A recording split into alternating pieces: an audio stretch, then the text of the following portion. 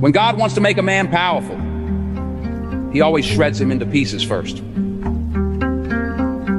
Never forget it's a process with God. Without pain, there would be no growth. So accept the pain. Embrace the pain. Because God is there to ask you, do you really want to achieve your goals? And when you start walking with God, people will stop walking with you.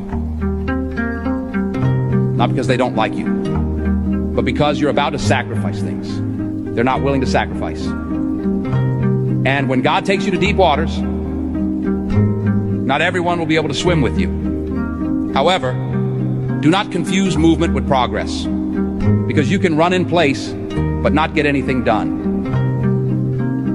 I want you to take a moment and think. Are you moving forward? Who are you taking with? And how are you making things better by God's given power?